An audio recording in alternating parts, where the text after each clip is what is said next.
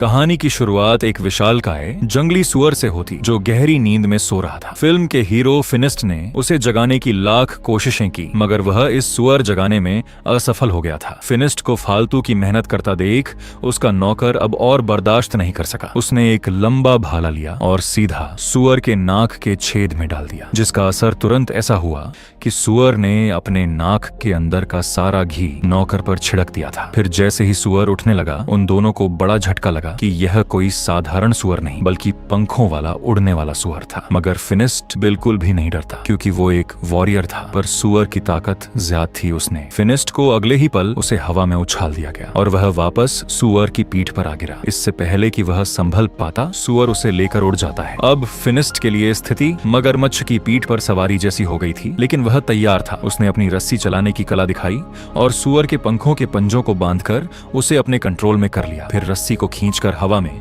360 degree घुमा और सुअर को कसकर बांध लिया। इस तरह फिनिस्ट इतिहास का पहला सुअर की सवारी करने वाला सुअर सवार बन गया था। वो रस्सी खींचकर सुअर को जमीन की ओर ले जाने लगता है, पर नीचे तो भीड़ भाड़ वाला बाजार था। आसमान से उड़ते सुअर को देख सब डर से भागने लगे। उसने सुअर को सीधे भीड़ भाड़ वाली जमीन पर उतारा। लोगों ने आफरा तफरी मच गई थी। फिर थोड़ी देर घिसटने के बाद सुअर रुक जाता है। किस्मत से किसी को चोट नहीं आई थी और फिनिस्ट लोगों के बीच मशहूर हो जाता है। नतीजा यह हुआ कि फिनिस्ट प्रसिद्ध योद्धा बन गया था। सब अपनी बेटियों की शादी उससे कराना चाहते थे, पर फिनिस्ट ने किसी को पसंद नहीं किया। तभी उसके पास एक जादूगरनी आती है जो एक चुड़ैल थी। उसने फिनिस्ट से नदी साफ करने में मदद मांगी, लेकिन फिनिस्ट को अपनी ताकत पर घमंड होने लगा था। उसे अब ऐसे छोटे मोटे काम करना पसंद नहीं था। उसने चुड़ैल को न केवल मना किया बल्कि उसका मजाक भी उड़ाया। घमंड में चूर फिनिस्ट नहीं जानता था कि आगे जाकर उसे इसकी बहुत बड़ी कीमत चुकानी पड़ेगी। कुछ दिन बाद फिनिस्ट एक बड़ा काम करने का फैसला करता है। अपनी बहादुरी साबित करने के लिए वह एक किले में रहने वाली विच को मारने जाता है। कहा जाता है कि जो भी उसे देखता है वह सुध बुध खो बैठता। मगर फिनिस्ट को इन बातों पर जरा भी यकीन नहीं था। वो खुद जाकर सच्चाई देखना चाहते थे, पर पहली नजर में ही वो राजकुमारी की खूबसूरती को देखकर मोहित हो गए। वो सब कुछ भूलकर बस राजकुमारी के साथ रहना चाहता था, लेकिन वह विचित्र उसके साथ लुका छिपी खेलने लगी। और जैसे ही उसने राजकुमारी की कलाई पकड़ी, तभी अचानक उसके पीछे से एक विशाल सांप ने निकलकर हमला शुरू कर दिया। फिनिस्ट बहुत फुर्तीला था। कुछ बड़ी चालों से सांप को भगा दिया, पर राहत की सांस लेते ही एक और मॉन्स्टर धीरे धीरे बाहर आया। उसके भयानक रूप को देखकर ही पता चल रहा था कि मॉन्स्टर कितना खतरनाक है। असल में वो सांप तो बस इस मॉन्स्टर की पूंछ थी। जैसे ही लड़ाई शुरू हुई, फिनिस्ट हार गया और सीधे दूर फेंक दिया गया। खैर, फिनिस्ट में जन्मजात से दैवीय शक्ति थी। मौका देखकर उसने मॉन्स्टर को पटक दिया। फिर जीत का पीछा करते हुए उसने मॉन्स्टर की पूंछ मजबूती से पकड़ ली, लेकिन जैसे ही वो उसके दो टुकड़े करने वाला था, सांप ने उसकी आंखों में जहर छिड़क दिया, जिससे फिनिस्ट की आंखें जलने लगी थी और वह अंधा हो गया। कुछ न दिखने की हालत में गुस्से में उसने अपनी गदा घुमाई, जिससे इमारत की नींव टूट गई और पूरा महल ढह गया। फिनिस्ट तो जिंदा तो बच गया, पर दुर्भाग्य से वो पूरी तरह अंधे हो गए थे। अब वो योद्धा नहीं बन सकते थे। फिनिस्ट को रोज उदास देखकर नौकर चुड़ैल के पास मदद मांगने जाता है और उससे फिनिस्ट की आंखें ठीक करने को कहता है, पर चुड़ैल को पुरानी बात की जलन थी। उसने जादू से नौकर को भगा दिया। मजबूरी में फिनिस्ट रोज शराब पीकर गम भुलाता, भूख लगने पर कूड़े के ढेर से खाना उठाता। आखिर में नौकर भी उन्हें छोड़कर चला गया। तब से फिनिस्ट और भी अकेला और लाचार हो गया था। उसकी हालत एक भिखारी जैसी हो गई थी। जब वह बिल्कुल अकेला था, तब वही चुड़ैल आई और उसकी टोकरी में रोटी रख दी। लेकिन तभी समुद्री डाकुओं ने हमला कर दिया और मौके पर चुड़ैल को अगवा कर लिया था। डाकू फिनिस्ट पर टूट पड़े थे। हालांकि उसने जमकर लड़ने की कोशिश की, पर अंधेपन की वजह से वह हार गया और एक डंडे की चोट से बेहोश हो गया। अगले दिन वो दोनों विशाल समुद्र में तैर रहे। समुद्री डाकुओं के जहाज पर गुलाम बना दिए गए थे। जब दोनों भूख प्यास से बेहाल थे, तभी फिनिस्ट का नौकर अचानक आ गया। असल में फिनिस्ट को छोड़ने के बाद वो समुद्री डाकुओं के जहाज में घुस गया था। अच्छा हुआ नौकर ने पुराना साथ नहीं भूला। वो दोनों के लिए चोरी से खाना लेकर आता है। ठंडे इलाकों से आए इन लोगों ने पहले कभी केला नहीं देखा था। फिनिस्ट ने तो छिलके समेत ही उसे मुंह में ठूंस लिया और बड़े मजे से खा रहा था। फिर नौकर रहस्यमयी ढंग से एक तेल का चिराग निकालता है। यह उसने कप्तान से चुराया था। वह यह देखने के लिए कि क्या यह सोने का है, उसने चिराग को जल्दी जल्दी रगड़ना शुरू कर दिया। उसे क्या पता था कि अगले ही पल चिराग के मुंह से पीली रेत की एक तेज धार निकलेगी। देखते ही देखते वह रेत एक क्रूर दानव में बदल जाती है। इसे देख सब लोग डर के मारे इधर उधर भागने लगे थे। एक समुद्री डाकू शोर सुनकर नीचे देखने आता है, लेकिन दानव ने तुरंत उसका गला पकड़ लिया और उसे कई दूर फेंक दिया था। खतरे को भांपते हुए फिनिस्ट ने जोर लगाया और अपनी बेड़ियां तोड़ दी। फिर वह दौड़कर दानव पर टूट पड़ा और उस पर ताबड़तोड़ वार करने लगा। फिर उसने अपनी तलवार निकाली और अंधाधुंध हमला शुरू कर दिया, लेकिन आखिरकार अंधा अंधा होने के कारण वो दानव शक्ति के सामने टिक नहीं पाता और दानव उसे एक थप्पड़ मारकर दूर फेंक देता है। उस खूंखार दानव को देख नौकर थर थर कांपने लगा था। उसने बस यही दुआ की कि दानव जहां से आया है वहीं वापस चला जाए। हैरानी की बात यह हुई कि उसकी बात सच हो गई। अगले ही पल दानव वापस चिराग के अंदर चला गया था। तब नौकर को एहसास हुआ कि जो चिराग उसने चुराया था वह असल में एक जादुई चिराग था। लेकिन इससे पहले कि वह कोई इच्छा मांग पाता, डाकू की तलवार उसकी गर्दन पर आ गई और चिराग जब्त कर लिया गया। कुछ समय बाद डाकुओं का जहाज समुद्र किनारे लगा दिया जाता है। डाकू उन तीनों को एक रहस्यमयी और समृद्ध मिडिल ईस्ट के बाजार में लाते हैं, जहां उन्हें बिकने के लिए खड़ा कर दिया गया था। एक बूढ़ी औरत, एक अंधा आदमी और एक चोर। भला कौन मूर्ख इन्हें खरीदेगा? लेकिन तभी एक अमीर आदमी वहां आया जिसके पास दौलत की कमी नहीं थी और उसने उन तीनों को एक साथ खरीद लिया। लेकिन उस अमीर आदमी ने उन्हें गुलाम नहीं बनाया बल्कि अपने आलीशान रेगिस्तानी महल में ले गया। वहां उनकी खूब खातिरदारी की गई और उन्हें शाही खाना खिलाया गया। उन्होंने देखा कि कुछ मशीनी कछुए खाना परोस रहे थे, जिसे देख वे हैरान रह गए। पता चला कि वह अमीर आदमी एक जीनियस आविष्कारक अनारिफ था। उसने न केवल तकनीक के दम पर बेशुमार दौलत कमाई थी बल्कि हजारों साल की उम्र भी हासिल कर ली थी। उसका गुलामों को खरीदने का मकसद केवल उन्हें आजाद कराना था। वह वाकई में एक नेक इंसान था। इसके बाद अनारिफ उन्हें अपनी प्रयोगशाला में ले जाता है और अपना बनाया हुआ जवानी का अमृत दिखाता है। खूबसूरत जादूगरनी इसे देख दंग रह गई थी। लेकिन असली बात यह थी कि जब उसे पता चला कि फिनिस्ट देख नहीं सकता तो उसने एक अनोखा जादुई मुकुट निकाला और उसके सिर पर रख दिया। तभी एक चमत्कार हुआ। फिनिस्ट की आंखों के सामने एक ऑप्टिकल लेंस दिखाई देने लगा और उसे फिर से सब कुछ साफ दिखने लगा था।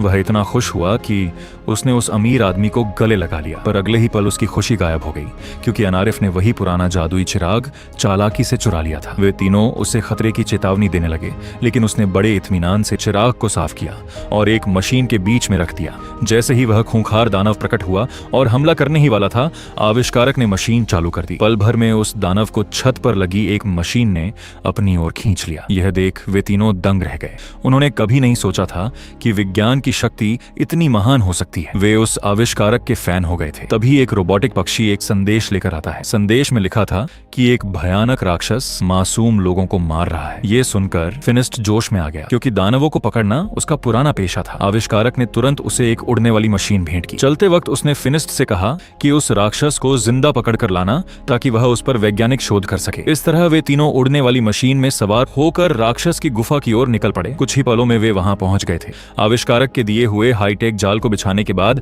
फिनिस्ट अकेला ही गुफा के अंदर जाता है। वहां उसे पता चला कि यह वही मॉन्स्टर है जिसकी वजह से उसकी आंखों की रोशनी गई थी। इस बार फिनिस्ट ने समझदारी दिखाई। वह बिजली की रफ्तार से वहां से भागा और मॉन्स्टर को बाहर ले आया। तभी नौकर ने मशीन का बटन दबाया और अनगिनत लोहे की जंजीरें निकली जिसने राक्षस को जकड़ लिया और इस तरह मॉन्स्टर को मौके पर ही पकड़ लिया गया। मिशन पूरा करने के बाद तीनों ने मिलकर पिंजरे को धक्का दिया और साइंटिस्ट के घर की ओर पैदल चल दिए। रास्ता लंबा होने के कारण उन्हें रेगिस्तान में ही रात बितानी पड़ी। तभी आधी रात को पिंजरे से एक मधुर गीत सुनाई दिया जिसने फिनिस्ट को अपनी ओर खींच लिया था। जब उन्होंने पिंजरा खोला तो देखा कि उसके अंदर वही राजकुमारी थी जिसका सपना वो अक्सर देखा करता था। उन्होंने बिना सोचे समझे उसे तुरंत बाहर निकालने का फैसला किया। यह देख चुड़ैल ने तुरंत पिंजरा बंद कर दिया और कहा कि यह सुंदर महिला वास्तव में एक मॉन्स्टर है। लेकिन फिनिस्ट का दिल भावनाओं में बह चुका था। उसने विरोध के बावजूद फिर से पिंजरा खोल दिया। फिनिस्ट को अपनी बात पर अड़ा देख चुड़ैल ने और नरमी नहीं दिखाई और एक डंडे से उसे भी पिंजरे के अंदर धकेल दिया। इसके बाद उसने पिंजरा बंद कर दिया। अब फिनिस्ट के पास उस मॉन्स्टर राजकुमारी के साथ बात करने के अलावा कोई विकल्प नहीं था। उसने बताया कि वह एक शापित राजकुमारी है। यदि कोई उसे छू ले तो वह एक भयानक मॉन्स्टर में बदल जाती है। निर्दोष लोगों को नुकसान न पहुंचाने के लिए वह एक महल में छिप गई थी। यह सुनकर फिनिस्ट को राजकुमारी से और भी गहरा प्यार हो गया और वो खतरों की परवाह किए बिना उसे चूमना चाहता था। लेकिन राजकुमारी उसे नुकसान नहीं पहुंचाना चाहती थी। फिनिस्ट ने उसे दिलासा दिया कि उनके परिचित साइंटिस्ट के पास महान शक्तियां हैं और वे इस श्राप को जरूर खत्म कर देंगे। मगर उसे यह नहीं पता था कि वे सब उस साइंटिस्ट के धोखे का शिकार हो रहे थे। वह कोई महान आविष्कारक नहीं था। उसने एक चमकती हुई बिल्ली को पकड़ा और उसे एक मशीन के बीच में रख दिया। मशीन चालू होते ही उस बेचारी बिल्ली की जान निकल गई और एक नीली जादुई दवा बन गई। यह सब चुड़ैल और नौकर ने चुपके से देख लिया था, जो अभी अभी रेगिस्तान से वापस आए थे। उन्हें समझ आया कि उस कछुए को चलाने वाली चीज तकनीक नहीं बल्कि काला जादू थी। चुड़ैल ने सबके सामने उस साइंटिस्ट की पोल खोल दी, जिससे अब साइंटिस्ट ने भी नाटक बंद किया और अपने आदमियों को चुड़ैल को मारने के लिए बुला लिया। उसी समय फिनिस्ट फिनिस्ट राजकुमारी के साथ वहां पहुंचे, लेकिन जैसे ही उन्होंने मुकाबला करने के लिए अपना गदा उठाया, मशीनी कछुओं का एक झुंड बाहर आ गया। ये कछुए सिर्फ खाना ही नहीं पहुंचाते थे, बल्कि जानलेवा हथियार भी थे। उन कछुओं ने तीनों पर हमला कर दिया। पल भर में ही तीनों को लोहे की जंजीरों में जकड़ लिया गया था। तभी संकट की इस घड़ी में उनका नौकर आता है, लेकिन पता चला कि उसे भी साइंटिस्ट ने पैसों से खरीद लिया था। अब वह साइंटिस्ट राजकुमारी की शक्तियों को जादुई दवा में बदलना चाहता था। अपनी प्रेमिका को मुसीबत में देख फिनिस ने अपनी पूरी शक्ति लगाकर जंजीरें तोड़ दी और राजकुमारी का हाथ थाम लिया, लेकिन छूते ही राजकुमारी फिर से हिंसक मॉन्स्टर में बदल गई। उसने बड़ी आसानी से जंजीरें तोड़ दी और हमलावरों को एक एक करके धूल चटा दी। फिर फिनिस्ट को छोड़ देने के बाद राजकुमारी महल की दीवार फांद कर भाग गई। उसके पीछे फिनिस्ट और चुड़ैल भी महल से निकल भागे थे, लेकिन वह साइंटिस्ट उन्हें इतनी आसानी से कैसे जाने देता। उसने तुरंत पीछा करने के लिए अपनी सेना भेजी। ऐन मौके पर चुड़ैल ने कुछ बीज निकाले और उन्हें हवा में उछाल दिया। वे बीज विशाल तरबूजों में बदल गए और पूरी सेना को धराशायी कर दिया। यह देखकर साइंटिस्ट गुस्से से लाल हो गया था। अपना रहस्य बाहर जाने से रोकने के लिए उसने अपना अधूरा अल्टीमेट वेपन निकाला। जादुई दवा की कमी होने के बावजूद